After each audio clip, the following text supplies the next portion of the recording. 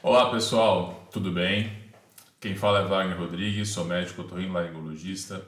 Hoje eu vou comentar um pouco sobre o que está sendo falado há algum tempo já, mas sobre a autonomia do médico para determinar a conduta, escolher um certo medicamento para uma doença.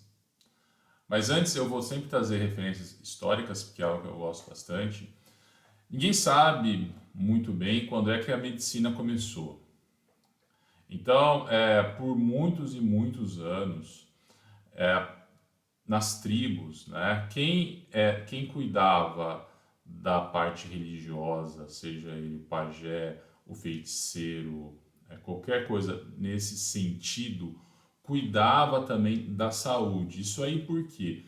Porque sempre se acreditou, por muitos e muitos anos, que a doença ela era reflexo de uma doença, a doença física ela era reflexo de uma doença da alma em si, ou até de uma vingança de Deus, de deuses, ou por uma má conduta que aquela pessoa fez durante a vida. Então, a doença seria isso. Então, essas pessoas, pajés, curandeiros, enfim, eles eram sempre buscados, né? Então, assim, você tinha vários rituais para curar essa pessoa, tá? Hipócrates é tido como o pai da medicina por um motivo simples. Ele é um dos primeiros a falar que não, que a doença vinha de um problema físico, não necessariamente espiritual, tá?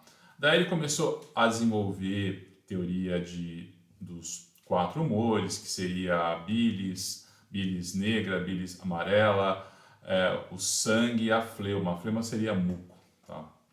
E esse conceito ele se desenvolveu um pouco até Galeno, tá? E até o século XVI, XVII, esse conceito dos humores era muito claro e muito vivo, tá? Só para falar, Hipócrates nasceu mais ou menos 400 anos antes de Cristo e Galeno mais ou menos 120, 129 anos depois de Cristo. Então, século I a gente está falando aí, né? Mais de 1000 anos, 1500, 1600 anos de conhecimento a respeito de humores, né?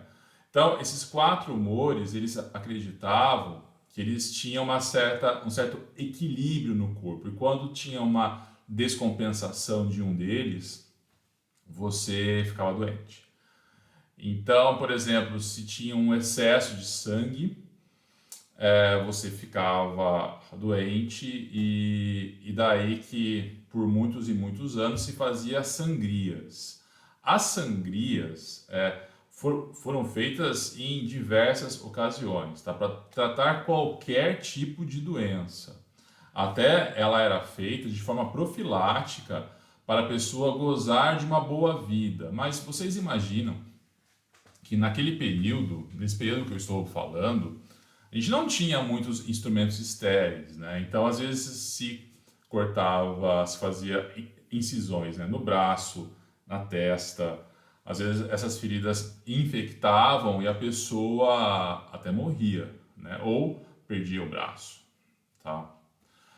Chegou até um certo rebuscamento, até de, por exemplo, tinha médicos que diziam que a pessoa que tinha um problema hepático, ela era curada se você fizesse uma sangria só na mão direita, tá? Então, teve várias coisas nesse sentido. E vários medicamentos foram usados, que hoje a gente dá até risada, né? Mas eu vou dar um exemplo aqui. A placenta, ela era indicada para pessoas que tinham epilepsia, para curar epilepsia. Uma outra coisa que as pessoas utilizavam também era a carne de cobra para tratar o que se sabia depois que era diabetes, tá? E uma outra coisa que era totalmente assim bizarra, que era também para tratar epilepsia, era que quando um gladiador ruivo, jovem, morresse, a pessoa que tivesse epilepsia deveria beber o sangue desse gladiador para se curar. E dezenas de outros exemplos que perduraram por muito tempo, que hoje para a gente soa como algo absurdo, né? Mas a medicina teve uma revolução bastante grande no século XX, tá? Desde o ascendimento de antibióticos, depois de antivirais. A vacina foi uma revolução bastante grande, mas a vacina já é um pouco mais antiga, tem mais de 200 anos. Então, assim, a medicina vem se aprimorando e de forma muito rápida, né, ao longo do tempo, tá? E a relação médico-paciente sempre foi uma relação que o médico, basicamente, por muitos e muitos anos, dava a conduta e muitas vezes não ouvia o que o paciente queria, não, às vezes não percebia o sofrimento inteiro daquele doente, vinha com várias questões, vários diagnósticos e tratamentos incorretos. Tá?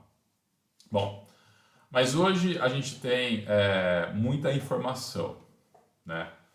E para a gente pensar num determinado tratamento, a gente sempre tem que imaginar hoje o seguinte: você não trata uma pessoa com um medicamento se ele não tem nível de evidência que ele funcione. Ou então, numa situação de extrema urgência, você pode sim pensar em um medicamento que não é utilizado normalmente para aquela doença, mas você pensa, bom, aquele medicamento ele tem uma ação antiviral, ele é um antiviral, por exemplo, como os que tratam pacientes com HIV, né?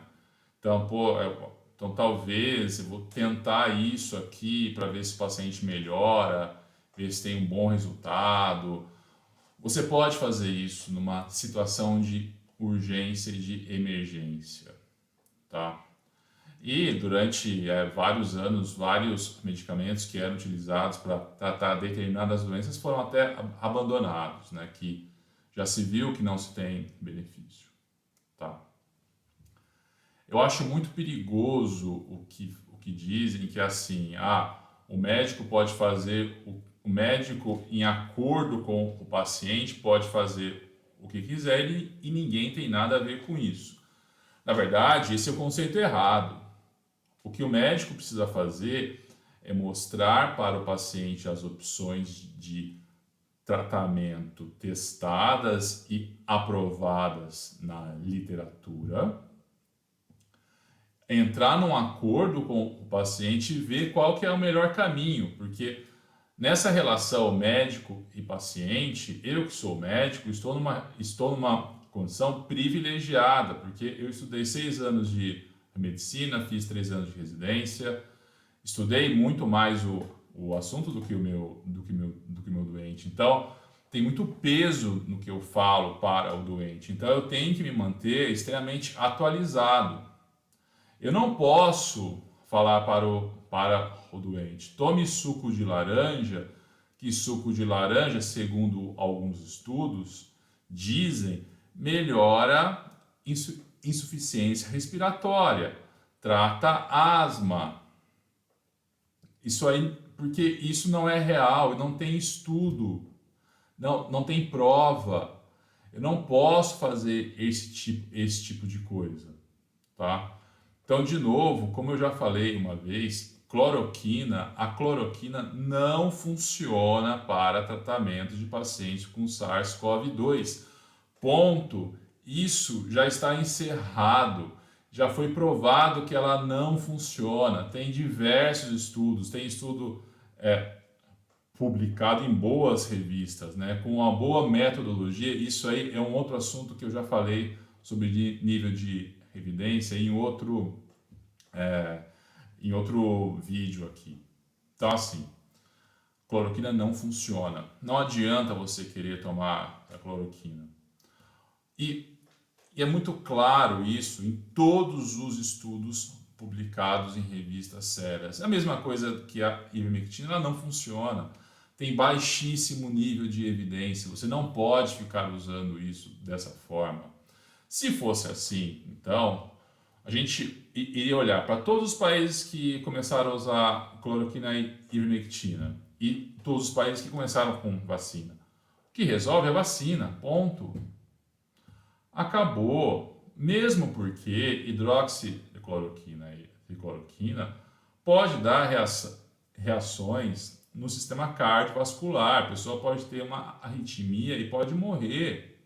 Então você não pode ficar falando que medicamento não funciona. O presidente da República não tem essa função de sugerir medicamento, não tem. E o médico também não pode, porque ele não tem respaldo. Que a partir do momento que ele prescreve uma medicação dessas e o paciente complica, ele é responsável por isso, porque ele prescreveu. Por mais que o paciente tenha concordado com isso, porque o paciente está numa situação de vulnerabilidade. Então, se eu falar para um paciente que está mal, que se ele comer banana, ele vai curar daquela doença, ele vai fazer isso. Ele vai fazer isso. Então, nós aqui, nós não estamos na fase de fazer experimentação com esse tipo de medicamento. Não se faz isso. Tá errado. Tá errado. Uma outra coisa que falam por aí, que lockdown não funciona, é óbvio que funciona. É claro que funciona. Porque se você tem um indivíduo que está doente, ele ficar dentro da sua casa, ele não vai espalhar o vírus por aí. Por que no Brasil fizeram lockdown? No Brasil, poucos lugares fizeram lockdown. Enquanto ele existiu, funcionou. O problema é que o lockdown, da forma que é feita no Brasil, não tem como dar certo. Porque daí fecham loja de roupa, daí fecham restaurante e daí mantém outras atividades abertas. Isso não é lockdown. Isso não é lockdown. Israel resolveu mesmo, Israel, que é um país judeu, quando fechou sinagoga e teve uma restrição tremenda. E isso depois, quando veio a vacina, resolveu o problema deles. Então, isolamento funciona sim, mas do jeito que foi feito no Brasil é óbvio que não. É óbvio que não. E é claro que dá para se entender as dificuldades de você aplicar um isolamento num país como o Brasil. Não tem como, infelizmente. Então daí os governos tentam fazer uma coisa ou outra, mas que tem pouca resolutividade. Outro dia eu até ouvi aí na mídia alguém falando que durante o lockdown você pode surgir novas variantes. Tenha santa paciência. Isso é absurdo. Por que é absurdo? Porque novas variantes surgem quando o vírus circula muito. Então, quando o vírus circula bastante, ele vai mutar mais, então vai surgir novas variantes. Um outro absurdo que eu ouvi também na mídia, falando que a vacina pode criar novas variantes. Tenha santa paciência. Isso não é informação cientificamente comprovada, isso é absurdo, não ouçam isso. Não ouçam, isso é tão ridículo, que é risível, sinceramente, tá? Então, assim, o único país do mundo, sério, o único país do mundo que está tendo essa discussão em torno de ivermectina e cloroquina é no Brasil. Você não ouve falar isso na Europa, Estados Unidos. Quando a pandemia surgiu, daí você vai tentar várias coisas, mas daí já fizeram estudos mostrando que a cloroquina não resolve santos, ok? não resolve, não, você não tem embasamento científico para isso. O médico não pode prescrever qualquer coisa. Assim como no meu caso, eu não posso falar assim, olha, na minha casuística de sei lá quantos mil doentes, eu trato surdez súbita, que é uma perda de audição, com um vermífugo, com anita, por exemplo. Não, eu não posso fazer isso porque o único medicamento que tem estudo provando que tem uma boa, que não tem um bom, que pode dar um bom resultado para a surdez súbita é corticoide. Então eu não posso ficar dando anita, que é um vermífugo, para quem tem surdez súbita. Isso não tem sentido nenhum, tá? Isso, como a doutora falou ontem, a doutora Luana, falou, isso é terraplanismo, isso aí é querer discutir de que lado que você vai pular da terra plana. Tenha santa paciência. Poxa, não existe isso. Então, ciência não é, não, médico tá, cada médico pensa de forma assim diferente, então uns querem usar a cloroquina, outros não querem. Bom, tem, quando você vai ler e vai ver vídeos de pessoas que falam sobre terra plana, eles falam que tem cientistas que dizem que a Terra é plana, quando há mais de 2000 anos já se sabe que a Terra não é plana. Então, não é algo aceito, não é uma divergência isso. Isso é algo absurdo. Então, assim, cloroquina não funciona, ok?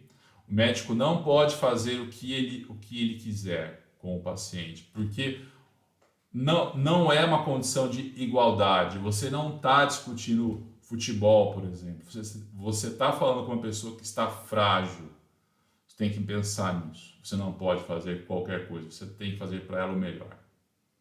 Ok? Um abraço. Tchau, tchau.